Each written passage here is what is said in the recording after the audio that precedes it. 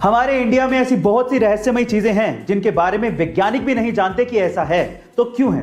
उन्हीं में से एक है तमिलनाडु के रामेश्वरम में शिव मंदिर के पास समंदर के अंदर बना मीठे पानी का कुआं। गाइस, समंदर का पानी खारा होता है ये तो सबको पता है, लेकिन समंदर में बने इस कुएं का पानी मीठा है, खारा नहीं। ओह माय गॉड, अब ये क्यों है ये तो कोई नहीं जानता, लेकिन मान्यता यह है कि जब भगवान राम सीता मैया को लेकर श्रीलंका से वापस आ रहे थे तो इसी जगह पे सीता मैया को प्यास लगी और उनकी प्यास बुझाने के लिए भगवान राम ने बाण चलाया, जिसकी वजह से वहां से मीठा पानी निकल आया। गाइस, अब वजह जो भी हो, लेकिन समंदर के बीचों बीच मीठे पानी का कुआं किसी चमत्कार से कम नहीं है। आपको इस कुएं के बारे में सुनकर कैसा लगा कमेंट सेक्शन में जरूर लिखिएगा। इकोनॉमी का हमारी जिंदगी पे बहुत फर्क पड़ता है। अगर इकोनॉमी बढ़ेगी तो हमें भी ज्यादा कमाने का मौका मिलेगा, लेकिन अगर इकोनॉमी गिरेगी तो हमारी भी बैंड बजेगी। पर सवाल यह है कि इकोनॉमी कब बढ़ेगी, कब गिरेगी, कैसे पता लगाएं।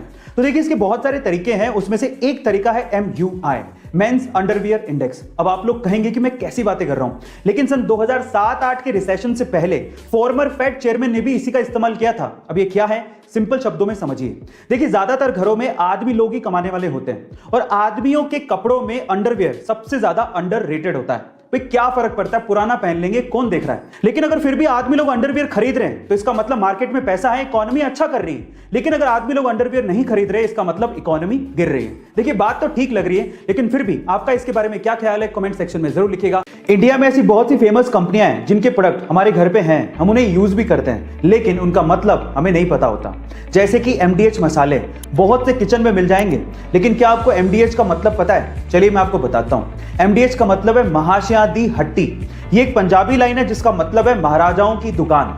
दूसरा है अमूल, जिसका दूध बहुत से घरों में इस्तेमाल होता है, लेकिन इसका मतलब है आनंद मिल्क यूनियन लिमिटेड। तीसरा है MRF, जिसका टायर बहुत सी गाड़ियों में इस्तेमाल होता है, लेकिन इसका मतलब है मद्रास रबड़ फैक्ट्री।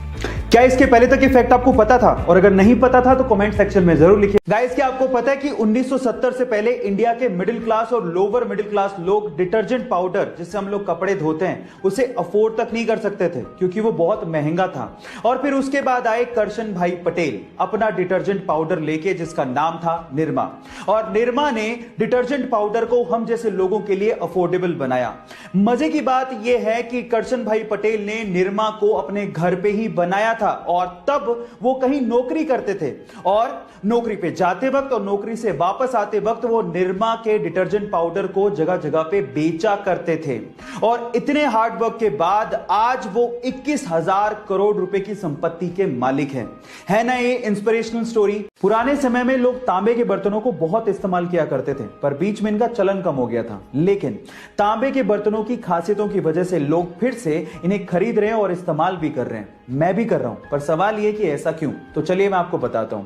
देखिए, ऐसा है कि तांबे के बर्तनों में रात में पानी भर के रखने से और फिर सुबह उठते ही इसी पानी को खाली पेट पीने से आपकी बॉडी की इम्यूनिटी पावर बढ़ती है। इनफैक्ट इनमें खाना खाने से, पानी पीने से आपकी बॉडी की बैक्टीरिया और वायरस से लड़ने की क्षमता भी बढ़ती है। गाइस, है ना अमेजिंग फैक्ट? क्या आप लोग भी तांबे के बर्तन इस्तेमाल करते हैं? चैट सेक्शन में जरूर लिखिएगा। गाइस, ऑस्कर अवार्ड पूरी ही दुनिया के सिनेमा कलाकारों के लिए सबसे बड़ा ड्रीम अवार्ड होता है, लेकिन मैं तो ये सोचता हूं कि जिस भी कलाकार को ये ऑस्कर अवार्ड मिलता होगा और उसके बाद स्टैंडिंग ओवेशन और तालियां मिलती होंगी, तो शायद उसको जिंदगी में किसी और चीज की चाह रहती नहीं होगी, है ना?